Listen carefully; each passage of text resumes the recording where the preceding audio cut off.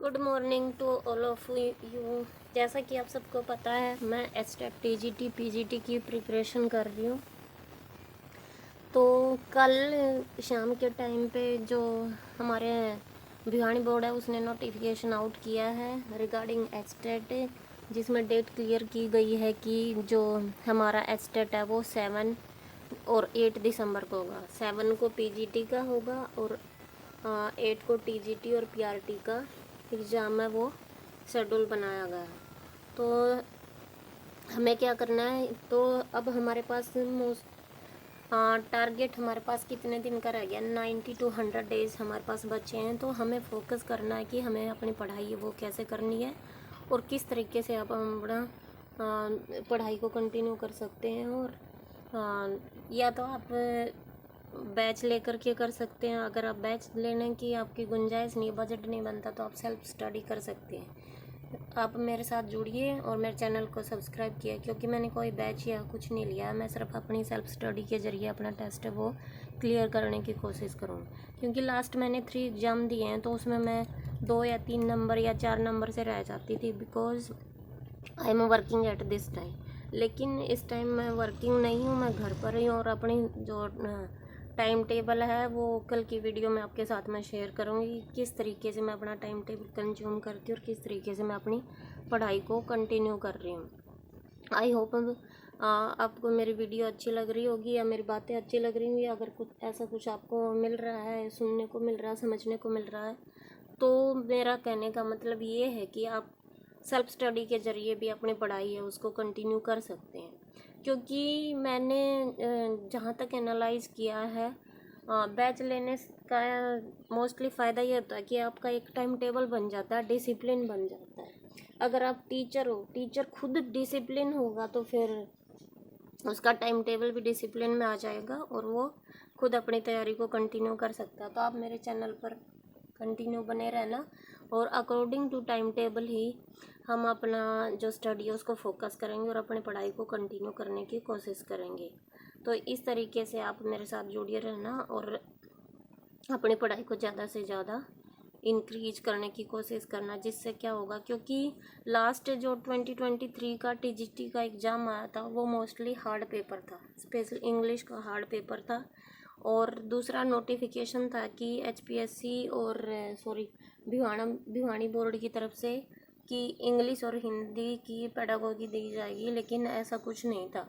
दोनों का क्या था, ग्रामर का पोर्शन था वो दे दिया गया था, जिसकी वजह से बहुत सारे बच्चों का पेपर वो क्लियर नहीं हुआ था। क्योंकि बच्चे दो नाव में सवार हो गए थे, ग्रामर की तैयारी करें या पेडागोगी उसकी तैयारी करें।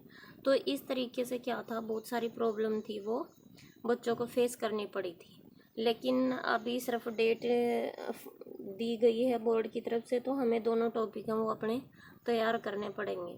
तो देखते हैं किस तरीके से आप मुझे कंटिन्यू फॉलो करना और अपने जो पेपर है उसकी तैयारी करने की कोशिश करना। क्योंकि मैंने बहुत सारी तैयारी की है, लेकिन हर बार वही 1 नंबर 2 नंबर उससे रह जाते हैं। क्योंकि हम क्या करते हैं, सबसे कमी क्या रह जाती है हमारी तैयारी में, सिलेबस तो हम जैसे तैसे कर लेते हैं, लेकिन जो मॉक टेस्ट है, अगर आप मॉक टेस्ट आपने 20 25 30 नहीं लगाए तो तब तक आपका स्कोर है वो 90 नहीं जाएगा। और यही सबसे बड़ी गलती होती है कि आप अपना टाइम टेबल ऐसा बनाइए कि सिलेबस तो आप कैसे भी कवर कर लोगे उठते बैठते वीडियो सुनते हुए, लेकिन जो पेपर करना है, पेपर में अगर 90+ मार्क्स लेने हैं तो हमें एक तरीके से बैठ करके डिसिप्लिन मेंटेन करके हमें क्या करना होगा, अपने मॉक टेस्ट हैं वो लगाने होंगे, जिसकी वजह से ही आपका स्कोर है 90+ जा सकता है। और ये बात 100% श्योर है। इसलिए हमें क्या करना होगा, जो पहले के 2 महीने हैं यानी कि 60 डेज हैं, उसमें आपको अपना सिलेबस है अच्छे से तैयार करना है, अपनी पढ़ाई उसको कंटिन्यू करना है। और उसके बाद लास्ट जो मंथ है उसमें आपको डेली एक मॉक टेस्ट के साथ साथ आपको रिवीजन करना है। इस तरीके से अपनी तैयारी है वो बना करके रखिए, तभी आप अपना स्कोर है उसको ज़्यादा से ज़्यादा बनाने की कोशिश कर सकते हैं। और ये भी है कि हमारे हरियाणा में जो आप सबको पता है कि पॉलिटिकल सिचुएशन में ज़्यादा ही उथल पुथल हो रही है। और जैसे 2 दिन पहले भूपेंद्र हुड्डा जी ने भी बयान दिया था कि बयान दिया था कि हम आते ही 1 लाख जो भर्ती है वो पूरी करेंगे। और इससे पहले जो बीजेपी सरकार है इसने फाइनेंस डिपार्टमेंट से परमिशन ग्रांट की है कि हम जो टीचिंग लाइन है उसकी और ज़्यादा वैकेंसी कैसे निकालेंगे। तो सबसे पहले क्या होता है, किसी भी स्टेट में अगर वैकेंसी आती है, किसी भी स्टेज की वैकेंसी आती है, तो सबसे पहले फाइनेंस डिपार्टमेंट से क्लेरिफिकेशन लेना पड़ता है। और ये हमारे जो करंट गवर्नमेंट है उसने ऐसा किया है।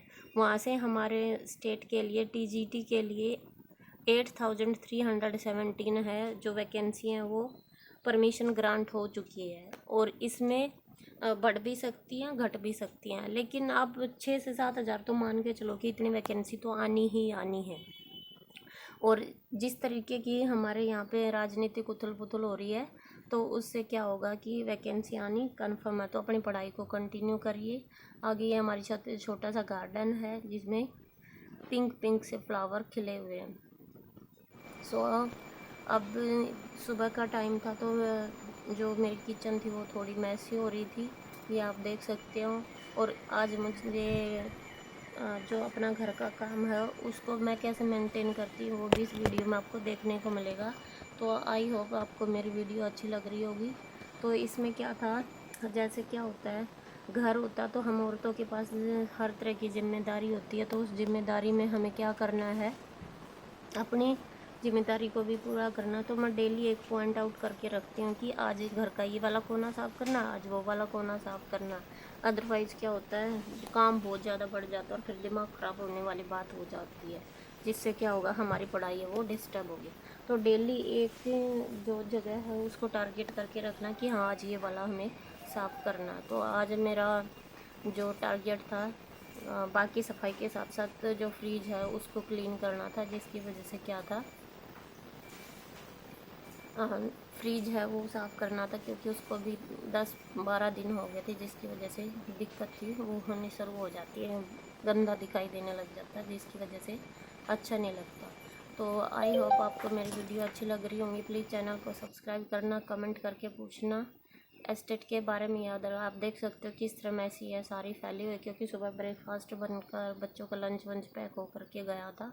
तो देखो पूरा फ्रिज का सामान भी फैला पड़ा है, बर्तन है वो भी फैले पड़े हैं, पूरी किचन फैली पड़ी है, सब्जियां सारी बाहर इधर उधर डांस कर रही हैं, पूरे घर की सैर कर रही हैं सब्जियां। तो आप इस तरह देख सकते हो कि किस तरह से जो काम है वो, एक औरत को कितना सारा काम करना होता है, लेकिन दिखाई किसी को नहीं देता है। तो ये देखिए फ्रिज जो मैंने सामान निकाला इसको खाली किया है। उसके बाद आप देख सकते हो कि पूरे घर का कैसे मैसी हुआ पड़ा था। तो इस तरह से क्या होता है, हम औरतों को है अपनी जिम्मेवारी है उसको निभाना ही पड़ता है। आप देख सकते हो, आप मैंने साफ़ कर ली है अपनी किचन। पूरा व्यू आपको नेक्स्ट वीडियो, इसी वीडियो में थोड़ा आगे चल कर के दिखाई देगा।